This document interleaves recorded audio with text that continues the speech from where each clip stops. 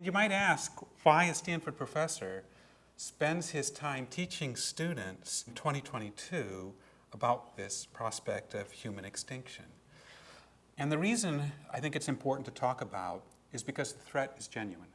99.9% of all species that have lived on the earth have gone extinct. Extinction is part of being a species, so the question is timing. If we think about the 13 Homo species that have roamed the earth, 12 of them have gone extinct. We're the one left standing, so the question is the species that has developed the tools for nuclear Armageddon, are we somehow going to escape the fate that befell our predecessors? These issues, though, aren't actually discussed widely, critically, or seriously. Occasionally you'll get a sci-fi film or a dystopic novel, but not serious discussion about what are the threats and what should we do. And addressing these kinds of threats requires really careful thinking, looking at these issues from multiple perspectives, and really a progressive discussion, which makes it a good fit for a university. So my contention is by 2100, it could be that Homo sapiens are extinct, just like the other 12 Homo species before us. Second scenario is that we might face a catastrophic collapse. We might have a shock that would destroy human civilization, destroy cities, but that some Homo sapiens would continue to survive. We might face some kind of catastrophic decline, but some cities or some institutions might persist.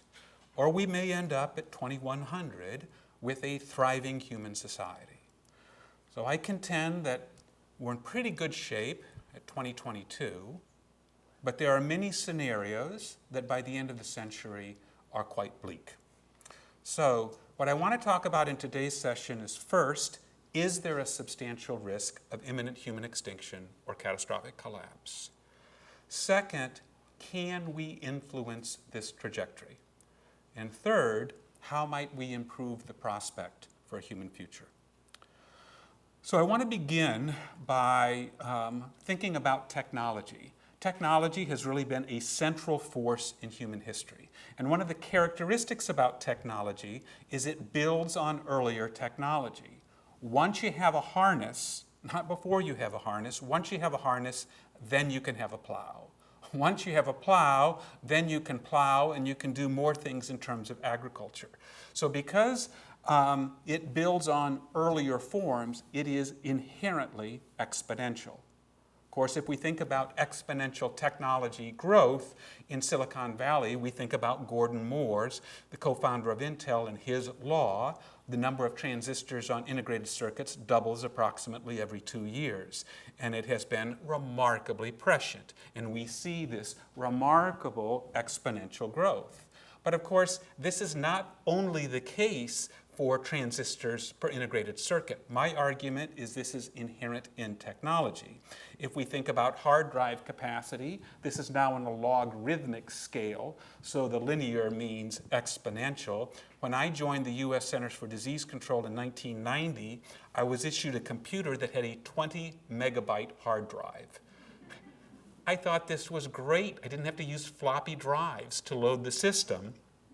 The laptop I'm projecting on now has 2 terabytes of hard drive, so it's a 6 orders of magnitude larger, right along that exponential growth. Or if we think about the number of human genome base pairs that we can sequence, if we want to look and say, what is the DNA in an organism, the number of base pairs that we can sequence per dollar has also increased exponentially. So what does this progressive development of technology meant for humans on Earth? I mean, it's meant really that with this technology, we can grow more. With the invention of the plow, we were able to support cities, metallurgy and writing followed, but the big changes came with the Industrial Revolution. With the Industrial Revolution, and once we could access fossil fuels, there was a huge development of industry and a huge exponential growth in population. We were able to support a lot more people because we had the technology to do it. And Because this is growing, actually the rate of technological change is also increasing. It's not just that, yeah, we saw it during our lifetimes and our kids are also seeing it. It's actually going faster now. We're at steeper part of the curve than earlier. There was as much, by the end of the 20th century, we were making 5 times as much technological progress per year as the average over the century. So technology, my contention is it's a super force in human history because of its inherent exponential growth, and the cost per unit of capacity is dropping. And this has been terrific. Worldwide production of cereals basically averted a famine across Asia in the 1960s and 70s. So from a global public health perspective, we have seen infant mortality drop. We have seen communities thrive. But technology also brings with it perils. Technologies capable of mass destruction are becoming cheaper, easier, and more widely available. So with that background, I want to turn to the first of 4 threats, to imminent threats to human survival. This first one is violent self-destruction. Unfortunately, we don't need to be a deep professor of history to understand that humans are willing to kill millions. This is a photo from Pol Pot in Cambodia, but we know that there are many such episodes in human history. The difference is now that the technology to precipitate ever more massive murder is expanding exponentially. So one of those forms of technology that we worry a lot about is the nuclear arsenals. There are about 7,000 nuclear weapons in Russia, about an equal number in the US, and spread around over other countries.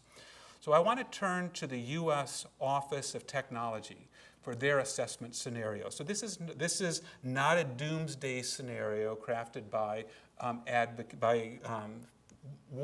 physicians against nuclear war or other fearmongers. This is the US Office of Technology assessment. So they say, well, if we have a US attack that solely targets the Russian nuclear forces, that'd be about 1,300 warheads, it'd be 20% of the US arsenal. It would take 30 minutes before they arrived. The planned Russian military response would be to launch their weapons before they could be destroyed.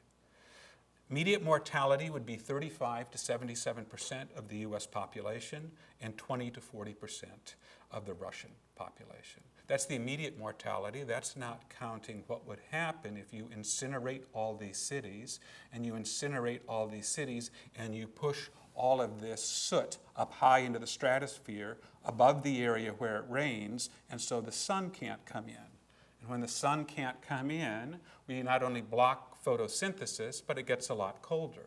So if we just discharge 3% of the global arsenal, like in a small exchange between India and Pakistan, we see a drop in temperatures. If it's 1/3 of the global arsenal, it's more, and if it's 95% of the arsenal, it gets really cold. How cold? So this is Robach's work on climate modeling, looking at the change in degrees centigrade after 95% nuclear arsenal. You can see how much colder it is everywhere.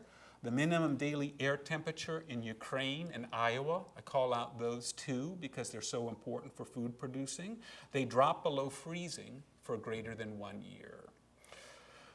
And the temperatures across North America would drop by 20 degrees and across Eurasia by 30 degrees. So with this type of insult, we undermine agriculture for years, and very hard to imagine. So at a minimum, massive collapse of populations. As bad as nuclear arsenals are, they're not the only violent technological threat to humanity's future. You're probably familiar that facial recognition is widely available. You can use it to open your phone or to open your tablet. And as Max Tegmark points out, cheap drones with cameras, here they are for under $60. There's not much difference between a drone that can deliver an Amazon package and one that can deliver bombs. And as we think about drones talking to each other so they can coordinate their attack, this ups the danger of the technology. So just imagine artificial intelligence-powered bumblebee-sized killer drones. They could be programmed to cheaply kill with minimal explosive power by shooting people in the eye, directly into the brain, or injecting a potent toxin. So autonomous weapons need only the same level of autonomy as a chess program. We don't need to talk about something way in the future. They need a goal of winning the game and the ability to choose targets and implement moves. With the exponential growth in technology, this destructive capacity just keeps increasing and increasing, and the costs keep going down and down.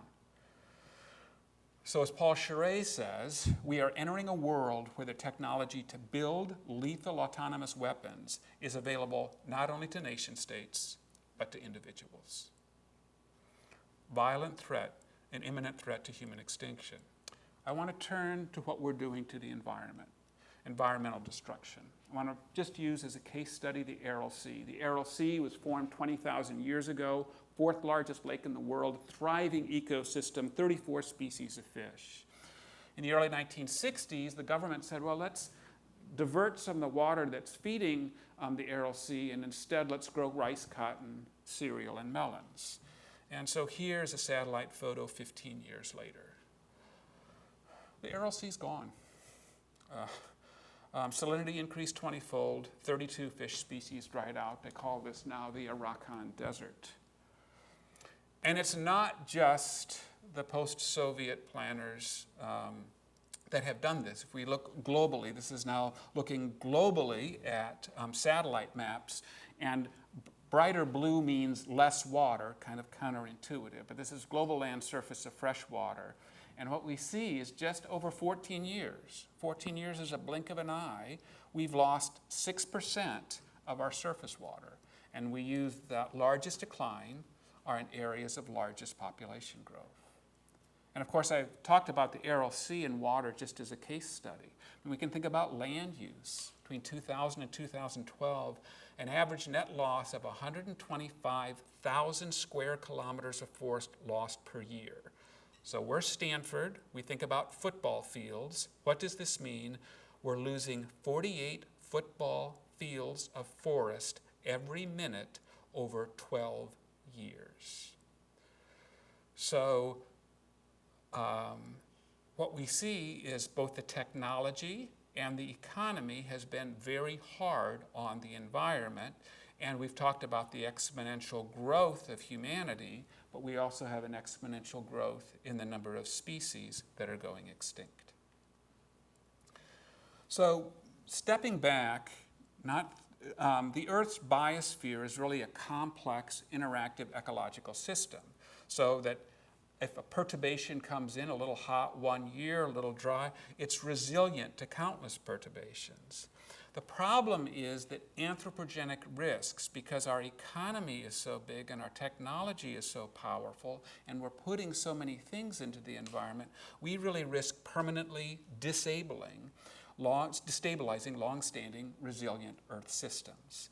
And so we risk being no longer in a safe operating space for humanity. And arguably, we are outside already for biodiversity, for novel entities, all of the plastics and toxins in this system and biogeochemical flows, that we are having such an impact on the whole Earth system that we are pushing out of a safe operating space. This is climate change, and it's climate change and everything else.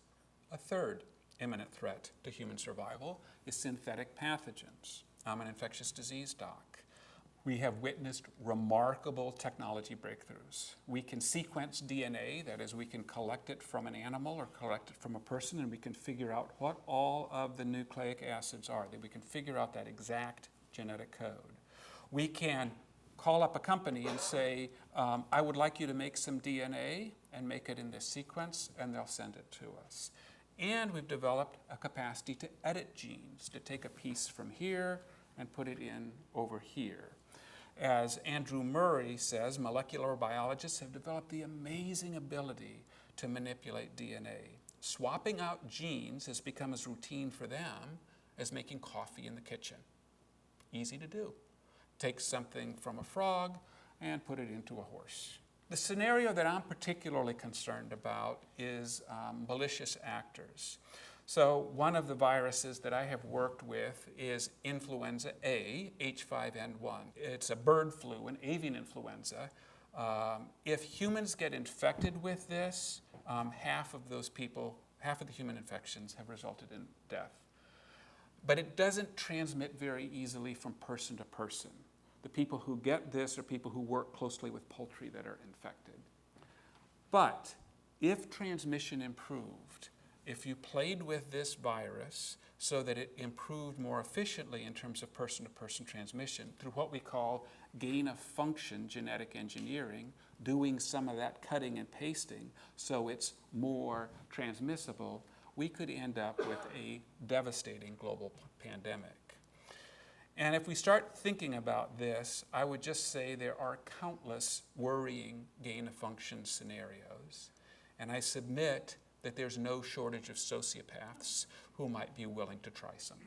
I don't think that's the limiting constraint on our risks. So again, high level, the potency of our tools are increasing exponentially. The costs and skills needed to deploy these tools is dropping.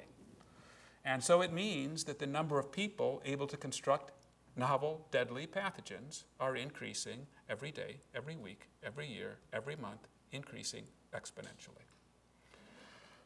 So as one person said here from his home in Palo Alto, I just wanted to clone DNA using my automated lab robot and feasibly make full genomes at home.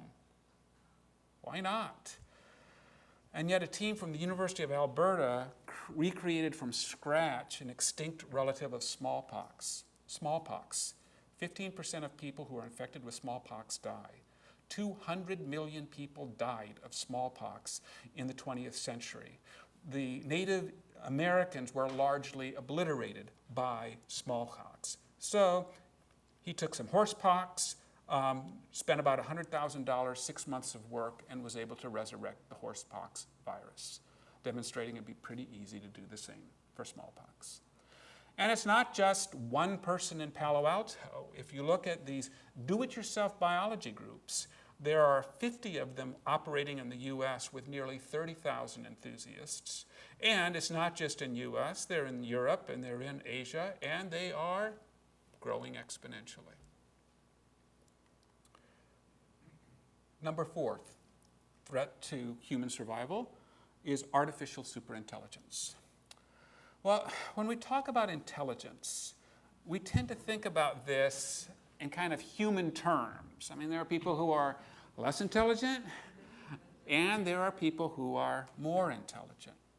But I actually want us to break out of this human framing, and I want you to think like about the Colorado potato bug. So the Colorado potato bug is not known for remarkable intelligence. But still, you could imagine the potato bug's intelligence within the population is normally distributed.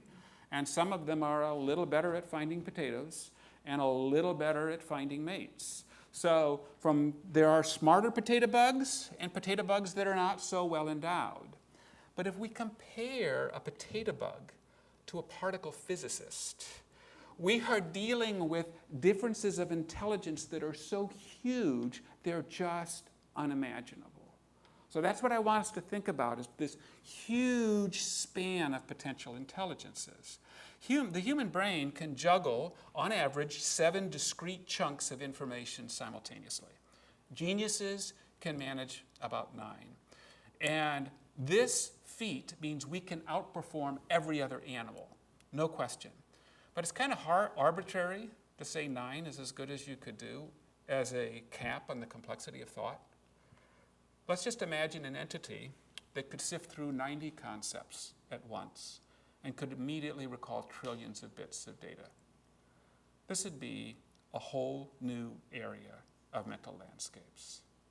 So what would it mean to have entities that were as different from us, as more developed from us, as a particle physicist is from a potato bug? Well, Stephen Hawking says you're probably not an ant hater who steps on ants out of malice. But if you're in charge of a hydroelectric green energy project and there's an ant hill in the region to be flooded, too bad for the ants. Marshall Bain is says that in the face of superintelligence, humans will be as irrelevant as cockroaches. But people maintain, wait a minute, AI can't control humans, artificial intelligence can't control humans because we create artificial intelligence. But intelligence enables control. We control tigers not because we're stronger than tigers, but because we're smarter than tigers. And if we cede our position as the smartest on the planet, it's possible that we might also cede control. So some have argued, oh, we don't need to worry because machines can't have goals. The heat-seeking missile has a goal. And if you follow science fiction, there's all this concern about mythical, that AI might turn evil or it might turn conscious, where actually the real risk is that it will turn competent. And if it turns competent and has different goals than we do, then we are not in a position to protect ourselves.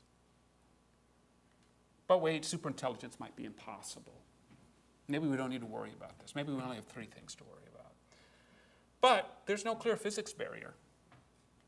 And artificial intelligence already exceeds human intelligence across narrow domains. It can beat us in chess. It can beat us in the stock market. It can route us in our car better.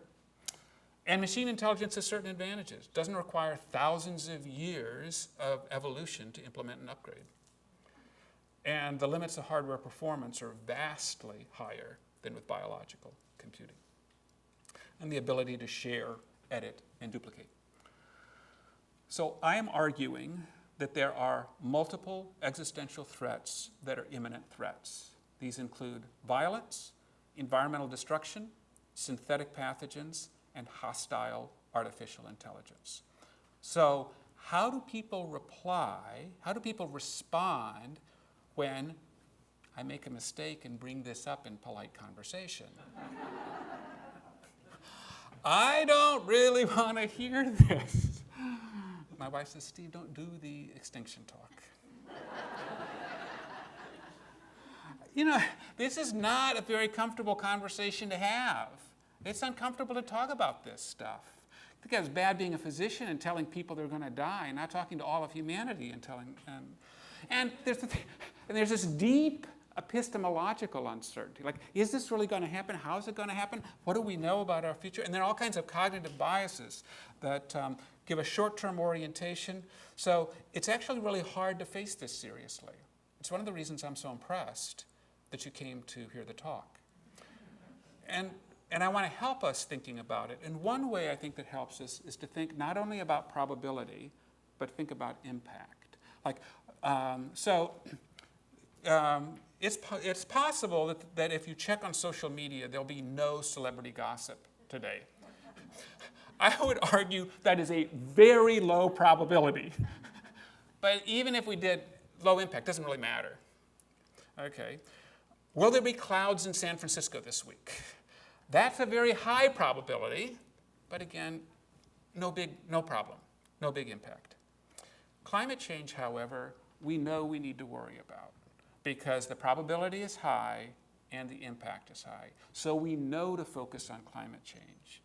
But this square, high impact, low probability, the low probability, high impact threats, there are a lot of existential risks there. So imagine a sociopath releasing a synthetic pathogen that's as transmissible as the Omicron variant of SARS-CoV-2, but has the 99% case fatality of rabies.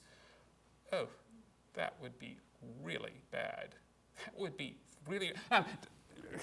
Am I worried about that happening in the next 2 weeks? No, I think it's low probability, at least within the next few weeks. But it's a really high impact. Or an artificial superintelligence gain control of the economy and all internet-connected infrastructure and redirects all activities to maximize computing power with no concern for biological life. That would be really bad. Very high impact. I don't know how to measure the probability. It's probably low probability. But it's dangerous for us to ignore low probability, high impact threats, like that Vladimir Putin could decide to release some nuclear weapons. So prudent action should be guided both by probability and impact. I'm betting that when you came here today, when you got in the car, you put on your seatbelt. You didn't say, wait a minute, I've been driving for 35 years, and I've not had a high-speed collision, so I don't think it's worth the time for me to reach over and put on a seatbelt. No, it's prudent, because if you make that as a habit, in that low probability, high impact event, you're protected.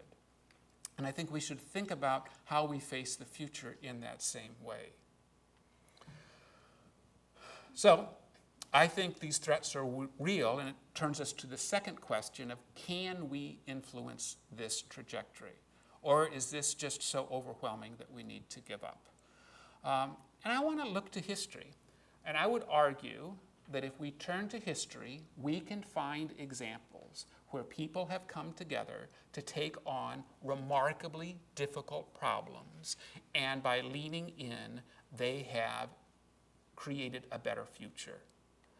There was 360 years of African slavery in North America, and human slavery was abolished in the US in 1865. Now, I'm not under any illusions that this has taken care of all problems with prejudice or race relations or anything like that. But I would say we live in a much better world after 1865, when slavery was abolished. Or there were people in New Zealand. Women got together and said they should have the right to vote. And in 1893, they became the first country that allowed women the right to vote. And over the course of the subsequent 127 years, 193 other countries have followed this example. So these countries have improved the voice and the power of women. Lead exposure is terrible. Lead is a toxin. Results in marked irreversible impairment of intellectual function. There's no safe level. It causes 1 million adult deaths a year because of its impact on hypertension, cardiovascular disease. But oil companies added tetraethyl lead to gasoline to improve combustion and performance in the early 20th century. And this was supported by decades of industry-funded research, really subterfuge, lobbying, and public relations campaigns. Gee, Pop, they're all passing you. Give it ethyl and feel your lost youth and power come back. So it's not just pharmaceuticals that have been appealing to masculine middle-age insecurity. But some scientists eschewed industry funding. Geophysicist Claire Patterson wrote, residents of the United States are undergoing severe chronic lead insult. Body burdens are about 100 times above inferior natural levels. Oil industries responded to Patterson's research by cutting all funding and pressuring Caltech to fire him. He's a very prominent guy. When the Environmental Protection Agency then had to develop a policy to address lead in gasoline, they handed this off to 2 newly hired, inexperienced staff. But these early career professionals just kept working and looking at this and really engaged in the task and meticulously built the case for environmental regulation. And Carol Browner has described the elimination of lead from gas as one of the great environmental achievements of all time. So I would argue, not that it is inevitable that we can address hard problems, but in counter to dystopian thinking that says all we can do is let it happen, that we have multiple examples from history where people leaned in to create a better world. So how might we do this? How might we affect this trajectory? Well, usually when I talk to folks about this, they say, well, we need a new something, maybe a new technology. Yeah, we need a new technology. I like it. How about an anti-killer app? Or a new network infrastructure, new something else, or a new approach to governance or social movement, or we need a spiritual conversion, or we need a new political leader. What they're looking for is a panacea. And panacea is a Greek goddess, a universal remedy. And I have to tell my Stanford freshmen that just like Santa Claus is not real, Greek goddesses are not real either. And so that if anybody thinks that we're going to solve problems with a panacea, this is a cognitive error. These are complex problems that arise because of the complexity of society, and therefore we need to understand them and work hard at them. But for each of these that I have outlined, leading thinkers have proposed what I really consider tractable steps towards prevention. I consider research essential to counter imminent human extinction. Just because these threats are so new and so rapidly evolving, we can't take, and they're, as I mentioned, products of complex systems, nonlinear effects. We can't just take off-the-shelf solutions because we really haven't had to face these before. We didn't really have technology for widespread global destruction until the Manhattan Project. Now we have multiple technologies that put us in trouble, but this is actually very new for humanity. So we need new ideas and we need new strategies. Universities I view as key institutions to counter existential threats. Universities have the freedom to consider long-term issues and really offers the sophistication of deep interdisciplinary inquiry. We're not just going to solve it with technology. We need to be smart about political economy. We need to understand equity, and there's just a number of disciplines we need to work from, and this university is filled with motivated students. And really, universities are centers of creative problem solving. And so I would argue there are many ways to contribute, and depending upon people's skills, interests, perspective, and connections that you bring. Part of this is as you look at this big problem, no individual needs to solve everything. That's impossible, but are there pieces that you can take off and work on? Like there's a particular virus that I work on that has 75% case fatality and can be transmitted person to person. And so I worry about as a gain-of-function threat. One of the things that I have been able to do is, with working with others and lots of other support, help to move along the agenda for developing a vaccine against this. Because if we have a good vaccine against this virus, it just becomes a much less attractive target. So there are things we can do, and part of it is thinking about what are these threats and where are ways that we might be able to contribute, and whom might you be able to find to engage with. And so I'm at a university, I'm a researcher, I think there's just all kinds of work that could be done that could reduce risks. There are all kinds of things we could take to strengthen common solidarity that would reduce risks. But there are also businesses that can play a role. Can you imagine businesses focusing on products and services that support the human future? Businesses that have business models that don't destroy the environment, but actually preserve the environment, preserve natural capital.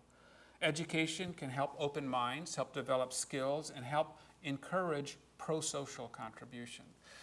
Students are aware of how dangerous of times we live in. Can we empower them with the tools to begin to think about how they might work together? And you can think about advocacy, both as being a spokesperson, being an organizer, encouraging constructive conversation. Arts and fiction can all help open minds to get people thinking about these hard issues more constructively. We can work for improvement in law, improving the system, so that there aren't so many folks who are disgruntled, and advocate and embedding advocacy for the human future into law. And government service, working for political change that thinks longer term than the next news cycle or even the next election cycle. Increasing government technical capacity to understand the range of problems and improving decision making. And it's just, the more you start thinking about, I mean, the problem space is kind of overwhelming, but if you start thinking about how do we divide and conquer, what are the things we can work on, what are the various things we can do, it's an extremely fertile conversation about what can happen.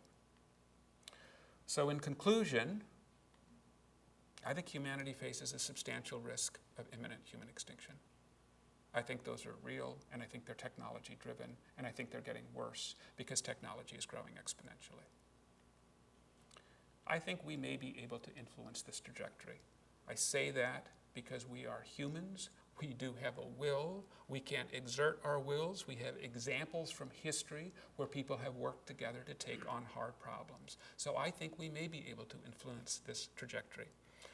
So what strategies might we consider? Well, first is I think we need to allocate time, attention, and resources to these concerns. This shouldn't be a taboo subject. These are real threats, and so we ought to give it time. Can you imagine how much we could accomplish if all over the world, 10% of the time that was allocated to the daily news cycle, and instead thinking about what are steps that we could take or you could take as an individual could take to prevent human extinction? Just 10% of that news cycle time. We should work to integrate these concerns in our societal discourse. Again, that's why I was willing to talk about this to this audience and why I'm so gratified by your coming and giving some time to think about it. And explore areas where we have agency to counter these threats. Thank you.